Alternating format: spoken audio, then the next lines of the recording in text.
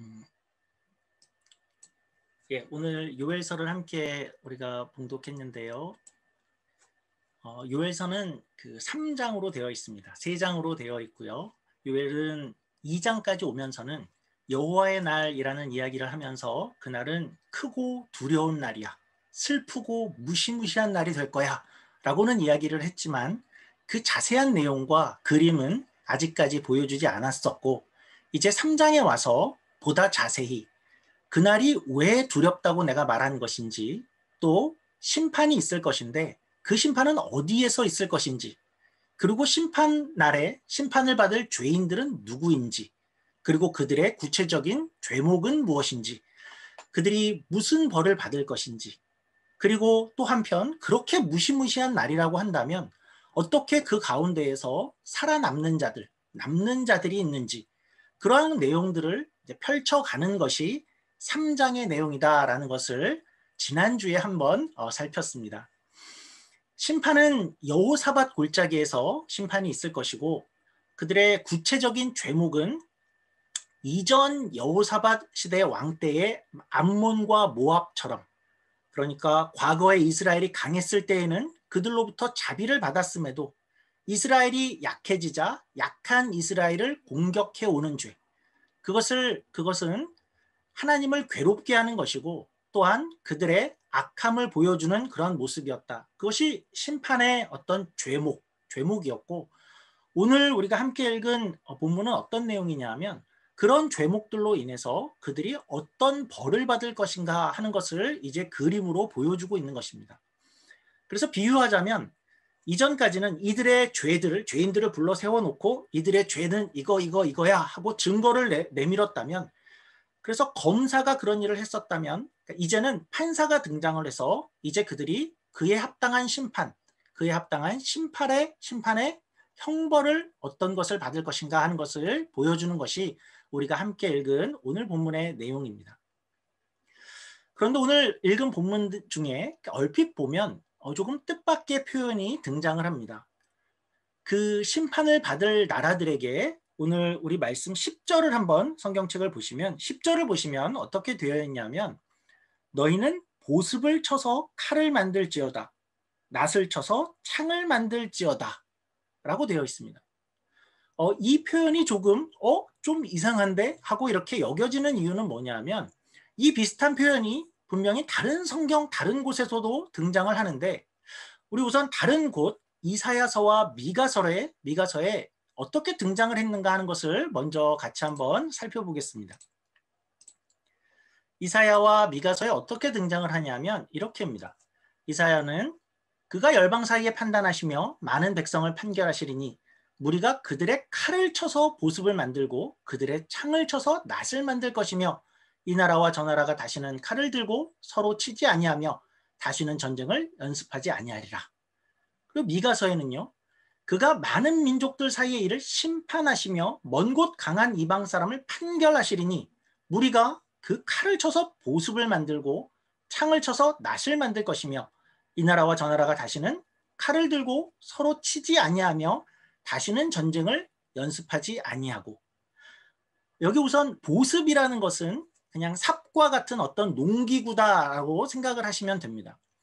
그래서 이 두 곳도 역시 심판의 때입니다. 이사야서에서도 열방 사이를 판단하고 백성을 판결하시는 모습으로 등장하시고 미가서에서도 많은 민족 사이의 일을 심판하신다 하시는데 요엘서와 뭐가 다르지요? 혹시 발견하셨나요? 요엘서와 뭐가 좀 다르지요? 화면을 보시면 이사야와 미가서는 칼을 쳐서 보습을 만들고 농기구를 만들고 창을 쳐서 낫을 만들 것이다 라고 했고 그래서 그때에는 무슨 뜻이냐면 그때에는 칼이나 창이 필요가 없어. 칼을 쳐서 그냥 농기구를 만들면 돼. 무기가 필요 없는 시대가 올 거야. 하나님 나라가 임할 때 그때에는 더 이상은 전쟁이 필요 없고 무기가 필요 없는 평화의 시대가 올 거야 라는 것을 이렇게 묘사한 것입니다. 그런데 요엘은 이 문구를 반대로 사용을 합니다. 너희는 이제 평화가 없다. 전쟁을 해야 돼. 그러니 평화롭게 농사를 지을 여유가 없어. 농기구로 다 전쟁기구를 만들어라 입니다. 그래서 재미있는 것은 이렇게 죄목들을 나열하고 나서 그러니까 이제 지금 뭘 하고 있냐면 벌을 어떤 걸 줄 것인가, 벌의 내용을 이야기하는데 이게 벌이라고 합니다. 그러면 이게 왜 심판이죠? 이게 왜 심판의 형벌이죠? 우리가 읽은 내용이. 그러니까 벌이라고 한다 그러면 너 그렇게 됐어. 매를 엄청 맞을 거야. 라든지 감옥에 갇히게 될 것이야. 라든지 아니면 영벌에 그런 불 속에 들어갈 것이다. 그러니까 이런 거여야 할 것 같은데 벌의 내용이 전쟁 준비를 하라입니다. 그런데 이게 정말 무서운 형벌입니다. 그러니까 왜냐하면 싸워야 할 상대 때문입니다. 그러니까 이제 싸워야 할 상대가 이제 누구인지가 드러나는데요. 우리 성경으로 우리 9절부터 11절 말씀 제가 한번 읽어보겠습니다. 3장 9절에서 11절입니다. 너희는 모든 민족에게 이렇게 널리 선포할지어다. 너희는 전쟁을 준비하고 용사를 격려하고 병사로 다 가까이 나와서 올라오게 할지어다. 너희는 보습을 쳐서 칼을 만들지어다. 낫을 쳐서 창을 만들지어다. 약한 자도 이르기를 나는 강하다 할지어다. 사면의 민족들아 너희는 속히 와서 모일지어다. 여호와여 주의 용사들로 그리로 내려오게 하옵소서. 그러니까 이런 겁니다. 너희 다 모여라. 그리고 누가 그들이 싸울 상대입니까? 싸워야 할 상대를 보여주는데 여호와, 그러니까 주의 용사, 하나님의 심판의 군대와 싸워야 한다고 합니다. 이게 어떻게 벌이죠?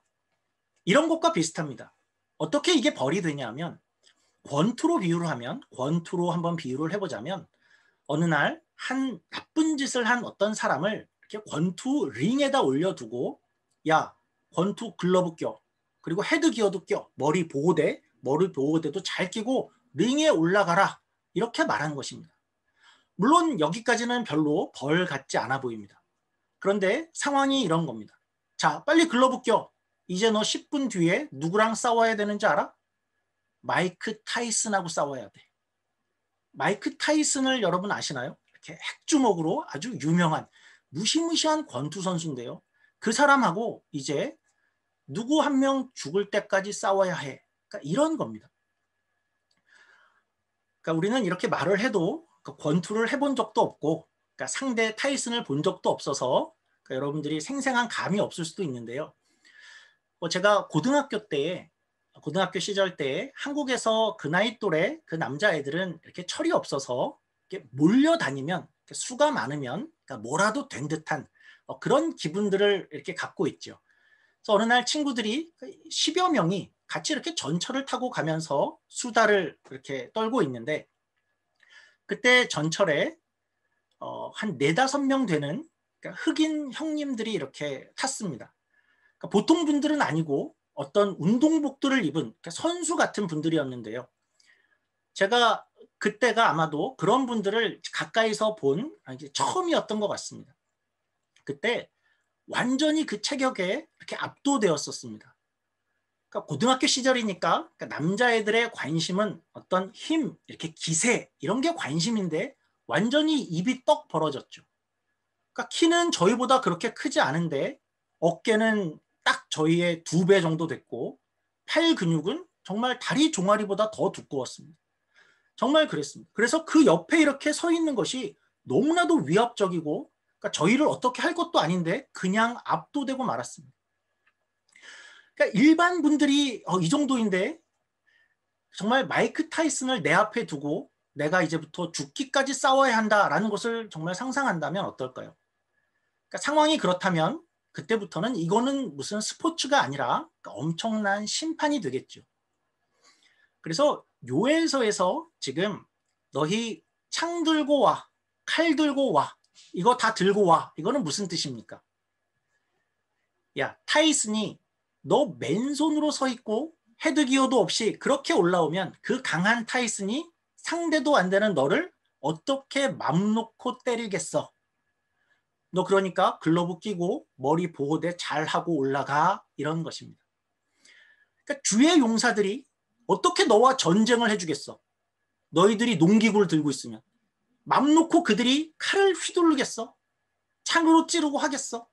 너희 꼭 무기 들고 와라. 그리고요 약한 자는 강하다 할지어다. 너희가 올라올 때 스스로 나는 약한데 하고 생각하고 우리가 약해 그러면 그걸 알면 그저 안 싸우려 숨으려 할 테니까 강하다 생각하고 착각하고 꼭 링에서 파이팅하고부터 이런 것입니다. 여호와의 용사들이 힘을 다해서 너희를 상대해 줄 것이고 그리고 이제 형벌은 이렇게 이어집니다. 오늘 본문 12절도 읽어보죠. 12절 13절입니다. 민족들은 일어나서 여호사밧 골짜기로 올라올지어다. 내가 거기에 앉아서 사면의 민족들을 다 심판하리로다. 너희는 낫을 쓰라. 곡식이 익었도다. 와서 밟을지어다. 포도주 틀이 가득히 차고 포도주 독이 넘치니 그들의 악이 크미로다. 다 올라오게 될 것이고 그리고 너희는 낫을 써라. 여기서 너희는 여호와의 용사들입니다. 여호와의 용사들에게 말하는 것입니다. 그냥 봐주지 말아라. 낫을 쓰라. 곡식이 익었어. 낫을 휘둘러라. 마음껏 휘두를 때이다. 그리고 포도주 틀을 밟아라. 포도주 틀을 밟는 것은 구약에 이렇게 수없이 등장하는 그 심판의 그림입니다. 포도주 즙을 내기 위해서는 그러니까 구약 시대에 어떻게 했냐면 어떤 큰 틀을 만들어 놓고 거기에 이렇게 포도를 넣고 그 위에 올라가서 발로 밟습니다. 그리고 틀 한쪽에 작은 구멍을 내서 그것을 밟으면 그 구멍으로 즙이 흘러내리겠죠. 그래서 그들을 심판하기를 어떻게 하냐 하면 포도를 밟는 것처럼 그러니까 살살 밟으면 즙이 잘 나오겠냐? 잘 안 나오잖아. 잘 나오려면 봐주지 말고 아주 온 힘을 다해서 꽉꽉 밟아줘야 한다. 여호와의 용사들아 그들을 터뜨리고 밟아줘라 입니다. 그러니까 용사들아 너희가 무기를 들고 너희와 싸우러 나온 저 사람들 자기가 강하다 생각하고 있고 아직도 눈을 부릅뜨고 있고 창을 들이대고 있는 저 나라들을 그렇게 무지하게 대해줘라. 이런 내용이고 심판의 무서움입니다. 구약의 큰 역할은 구약 성경의 큰 역할은 하나님이 그 죄를 얼마나 미워하시는가 그 거룩하신 그 분이 죄를 얼마나 혐오하시는지 그러한 것을 생생히 잘 가르쳐주는 데에 큰 역할이 있습니다. 물론 오늘날 우리가 이 죄들이 우리를 망하게 하지는 못할 것입니다. 그것은 우리가 구약시대의 그 사람들보다 죄를 그렇게 많이 짓지 않아서라거나 우리가 죄를 그 사람보다는 덜 지었어라거나 이제 신약시대가 되어서 하나님이 예전처럼 죄를 그렇게 미워하시지는 않아. 그러니까 그런 것이 아니라 죄가 우리를 망하게 하지 못하는 것은 예수님 때문이죠. 예수님이 십자가를 지신 것은 그러니까 우리의 죄의 형벌들, 죄를 향한 진노와 미움 이러한 것을 예수님께서 대신 짊어지셔서 죄가 이제는 우리의 운명을 바꾸지는 못합니다. 그럼에도 동시에 우리가 잊지 말아야 할 것은 그렇다고 해서 이제 신약 시대가 되어서는 더 이상 죄 얘기하지도 마. 죄 그런 거 생각할 필요 없어. 신경도 쓰지 마. 그런 것은 아니라는 것이죠. 여전히 신약 시대에도 하나님은 동일하게 우리에게 말씀하시기를 그러니까 죄를 미워해라 하시고 죄와 싸워라 그렇게 이야기한다는 것을 또한 기억해야 하죠. 오늘날 우리는 또 많은 크리스찬들이 죄라는 것에 대해서 굉장히 무감각해졌습니다. 그러나 신약 성경은 분명히 말하기를 우리가 오늘도 치열한 영적인 전쟁을 행해야 된다라고 이야기를 하죠. 어떤 분이 이렇게 이야기를 했습니다. 그러니까 각 사람이 자기를 이렇게 돌아봐서 자기를 잘 성찰해서 볼 때 영적 전쟁?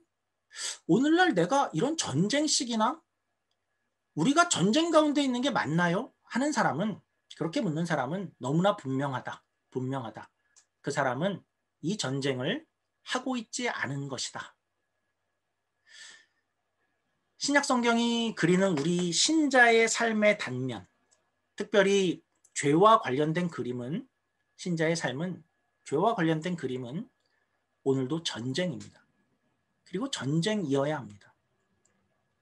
그래서 어떤 이가 성경대로 오늘 내가 죄와 전쟁을 선포하고 죄를 멀리하려고 치열하게 사는 사람이라면 그 사람은 분명히 죄가 얼마나 무섭고 죄의 유혹이 얼마나 교묘하고 강력한지 모를 수 없습니다.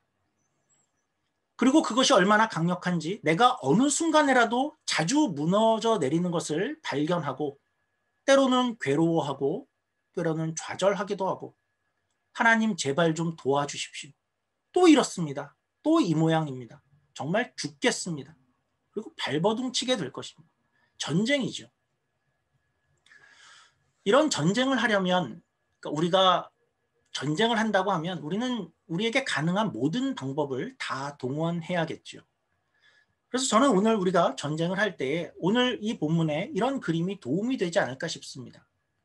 내가 어떤 죄를, 특정한 죄를 오늘 이 시간에 염두에 둔다면, 그리고 오늘 내가 이 죄를 염두하고 있다면, 내가 이것에 또 다시 진다면 차라리 내일 타이슨과 링에서 싸움을 하겠어.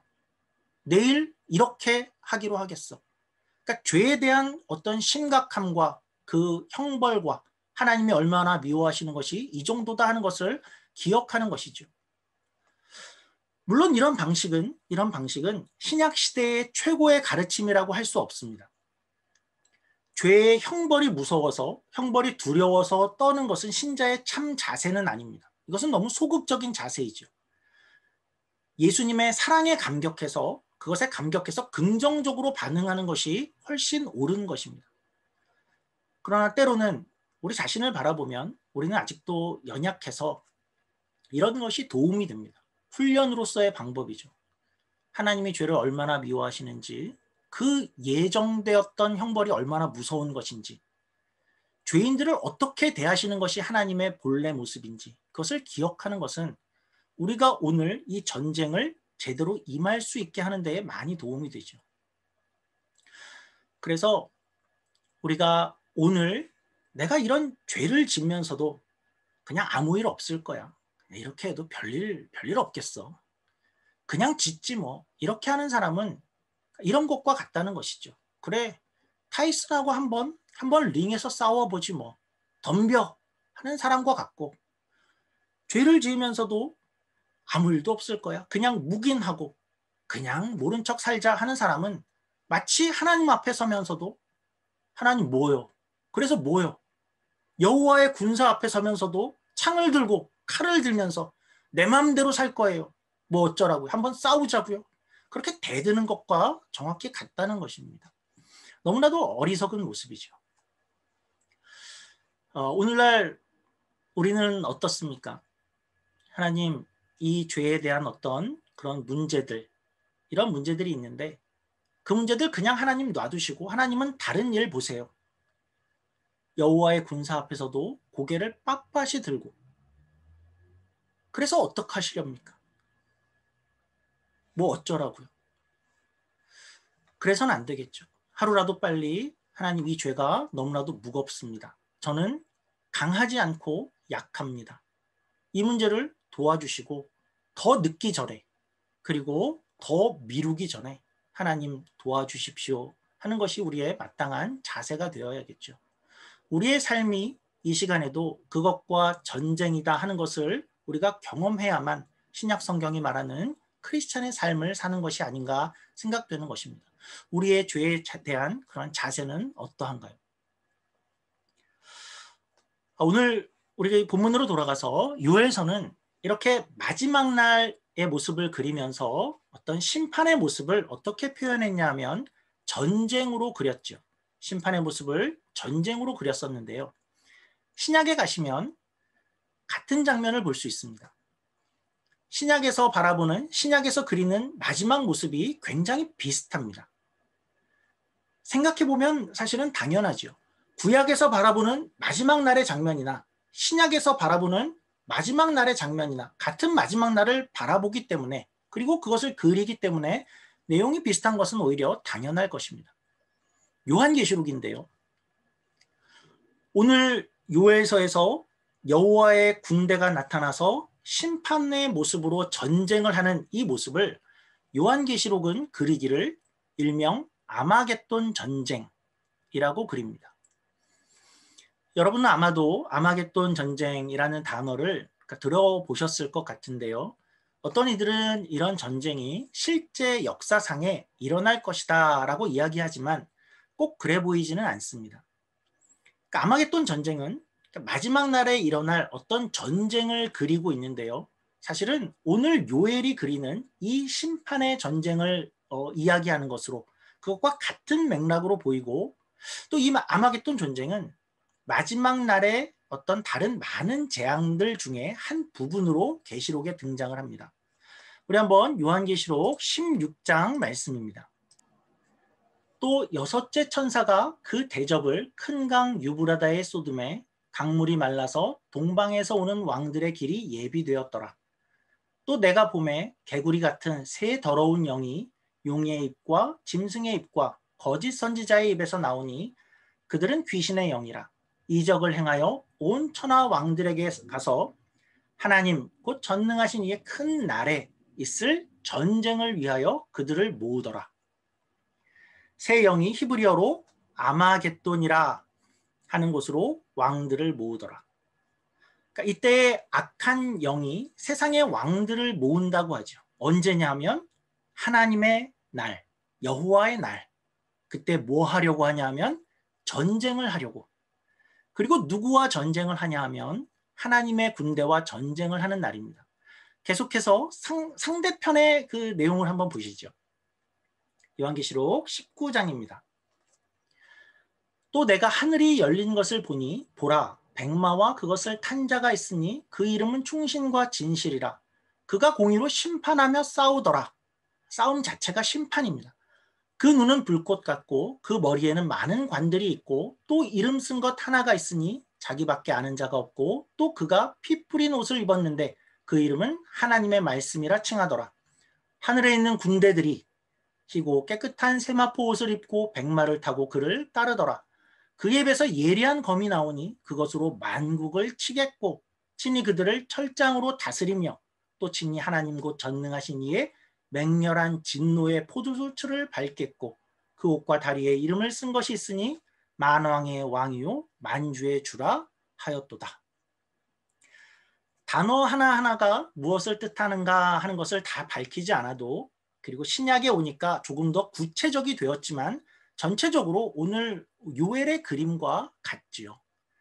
마지막 날이고 마지막 날에 여호와의 날에 여호와의 용사들이 그리고 그를 상대하는 세력이 있고 전쟁의 모습 가운데에서 진노의 포도주 틀을 밟는 그런 심판의 모습입니다. 그런데 여기서도 세상에 이 심판받는 자들의 가장 참담한 모습이 무엇인가요? 가장 참담한 모습은 무엇이냐 하면 마지막 날이 되었고 더 이상 기회가 없는 그런 날이 왔는데도 그날까지도 하나님과 전쟁을 하겠다고 상대편에 서게 된다는 것입니다. 누가 승리할까요? 우리가 보기에는 너무나도 뻔한 전쟁인데 세상은 그것을 알아보지 못하고 하나님을 향해서 창을 들고 하나님을 향해서 칼을 들고 들이대고 싸운다 이렇게 하는 것이고, 이 싸움에서 상대편에 서 있는 것 자체가 그들이 받을 가장 큰 최고의 형벌이고 재앙인 것입니다. 마지막 날은 이렇게 무시무시하다라고 이야기를 하는데요. 과연 그러한 날에 어떻게 그 심판을 피할 이들이 있을 수 있습니까? 두렵고 슬프고 무섭고 슬픈 날인데 그러한 날 가운데 어떻게 이것을 피할 사람들이 있습니까? 온 세상에 그 재앙을 받는 날 누가 이걸 피할 수 있겠습니까? 사실 이 질문은 계시록이 던지는 질문이기도 합니다. 오늘 계시록 6장 말씀입니다. 이렇게 이야기를 하죠. 그들의 진노의 큰 날이 이르렀으니 누가 능히 서리요 하더라. 그러니까 이런 겁니다. 이렇게 무시무시한 날이라면서요. 누가 능히 설 수 있겠습니까? 그럴 수 있는 이가 없지 않겠습니까? 그런데 이어서 보니까 그날에 서는 자들이 있습니다. 이 일 후에 내가 보니 각 나라와 족속과 백성과 방언에서 아무도 능히 셀 수 없는 큰 무리가 나와 흰 옷을 입고 손에 종려가지를 들고 보좌 앞과 어린 양 앞에 서서 큰 소리로 외쳐 이르되 구원하심이 보좌에 앉으신 우리 하나님과 어린 양에게 있도다 하니. 이들은 어떻게 설 수 있겠느냐? 이 두려운 날에 이런 자들이 어떻게 있을 수 있겠습니까? 그런데 이렇게 많은 수가 어떻게 설 수 있었습니까? 하고 묻게 되죠. 계시록에 등장하는 한 장로의 이야기이기도 합니다. 계속해서 7장 13절입니다. 장로 중 하나가 응답하여 나에게 이르되 이 흰옷 입은 자들이 누구며 또 어디서 왔느냐? 내가 말하기를 내 주여 당신이 아시나이다 하니 그가 나에게 이르되 이는 큰 환난에서 나오는 자들인데 어린 양의 피에 그 옷을 씻어 희게 하였느니라. 어떻게 이런 환난이 있을 때에 설 수 있겠는가? 살아남습니까? 어떻게 살아남습니까? 어린 양의 피에 씻김을 받은 자들이다 이죠. 십자가이죠. 십자가 때문에 십자가에서의 어린 양의 피 때문에 그들은 그 날에 설 수 있다라는 것입니다. 마치 출애굽 시에 이스라엘 백성의 유월절과 같지요. 그날은 온 세상의 장자들이 심지어는 가축의 첫 새끼들도 모두 죽는 그런 피비린내 나는 그런 날인데 문설주에 바른 어린 양의 피를 보고 그때 칼을 든 천사들이 그 집을 넘어가는 것처럼 그래서 그 어린 양의 피로 살아남은 이스라엘 백성들처럼 마지막 날에 어린 양의 피로 씻김을 받은 이들 예수님의 피 아래 있는 자들은 이렇게 설 수 있다라는 것입니다. 이것을 구약에 다시 요엘의 표현으로는 이렇습니다. 요엘서 3장 16절 제가 한번 읽어보겠습니다. 3장 16절입니다. 여호와께서 시온에서 부르짖고 예루살렘에서 목소리를 내시리니 하늘과 땅이 진동하리로다. 하늘과 땅이 진동하는 그런 크고 두려운 날이 왔습니다. 그러나 여호와께서 그의 백성의 피난처 이스라엘 자손의 산성이 되시리로다. 그래서 하나님의 전쟁과 큰 환난의 날에 하나님께서 스스로 너희에게 저 안전한 피난 벙커가 그러니까 폭탄이 내릴 때의 지하 벙커처럼 그리고 돌을 던질 때의 산성이 되어주실 것이다 라고 말씀하십니다. 그러니까 이 이야기는 이런 내용은 아니죠. 야, 너희 이제 곧 큰 전쟁이 있을 거야. 큰 일이 있을 건데 너희는 어떻게 살 수 있는지 알아? 빨리 가서 참호를 만들어라. 참호를 팔아. 피난처를 대피호를 만들어야 돼. 가서 산성을 쌓아야 돼. 전쟁이 오는데 너희 빨리 가서 그거를 준비하는 자가 살리라. 그러니까 이런 것이 아니라 하나님이 그들의 피난처가 되고 그들의 산성이 되어주시겠다라고 하죠. 너희가 가서 뭔가를 만들고 무엇을 행하고 무엇을 준비하는 그러한 일들이 아니라 하나님이 스스로 친히 피난처와 산성이 되어주신다라는 것입니다. 그가 요엘서에서 말씀하신 피난처와 산성, 신약시대에 오니까 그 피난처와 산성이 무엇인지 구체적으로 드러났습니다. 그 피난처와 산성이 예수님이구나 하는 것을 우리가 알게 되었죠. 오늘 말씀을 마치겠습니다. 우리 인생에 어떤 것이 복일까요? 나는 보습으로 칼을 만들어 들고 그리고 낫으로 창을 만들어서 들고 무슨 적이든 다 내가 쳐부술 거야. 나는 강하다라고 외치는 그런 모습과 그러면서 심지어 하나님과도 싸우려 드는 그런 모습과 아니다. 나는 하나님을 부르겠어. 하나님은 내가 만들지 않은 피난처가 되어주시고 내가 만들지 않은 산성이 되어주셔서 나를 그리로 불러주실 것이다. 나는 예수님을 의지하겠어로 사는 것이 어떤 것이 복일까요? 이러한 면에서 요엘서 전체의 결론입니다. 많이 반복되는 구절이었고 많이 반복되는 구절이고 결론은 이렇습니다. 여호와의 이름을 부르는 자, 그 이름을 의지하는 자, 하나님 편에 서는 자, 그가 구원을 얻으리라입니다. 바라기는 우리 모두가 우리의 가진 힘과 우리의 의지와 또 우리의 욕심과 우리의 가진 것으로 이 삶을 살아가는 것 이상의 하나님을 의지하고 하나님을 부르짖고 또 하나님께서 원하시는 삶을 그를 피난처와 산성 삼아 그렇게 믿고 의지하며 살아가는 저와 여러분이 되기를 주의 이름으로 축원합니다. 기도하겠습니다. 하나님, 오늘 이 마지막 날에 있을 심판을 보며 여러 가지 생각을 하게 됩니다. 우선은 하나님께서 죄를 이렇게 미워하시며 나도 같은 마음으로 영적 전쟁을 해나가기 원하신다는 것을 다시 한번 확인합니다. 하나님 아버지, 이제 오늘부터는 죄에 대해서 모른 척하고 또 뒤로 미루며 이 전쟁을 뒤로만 미루고 대수롭지 않은 것으로 여기지 않게 하여 주시옵소서. 그런 모습은 오히려 하나님을 향해서 칼과 창을 들고 나는 그냥 이대로 살겠습니다. 하나님과도 싸우려는 어리석은 모습임을 우리가 기억하게 하시옵고, 하루라도 빨리 내가 든 창과 칼을 내려두고 하나님께 항복하고 이 영적 전쟁에 참여하는 우리가 되게 하여 주시옵소서. 이 전쟁이, 이 죄와의 싸움이 쉽지 않으나 하나님께서 약속해 주신 줄 믿습니다. 하나님은 우리의 친히, 하나님은 산성이 되어주시고 피난처가 되어주시고 또한 최종 승리를 예수님의 십자가에서 보장해 주셨습니다. 여호와의 이름을 부르는 자 구원을 얻으리라 하셨사오니 늘 주의 이름을 의지하며 하나님의 편에 서며 이 삶을 살아가는 우리 모두가 되게 하여 주시옵소서. 감사하며 예수님 이름으로 기도드립니다. 아멘.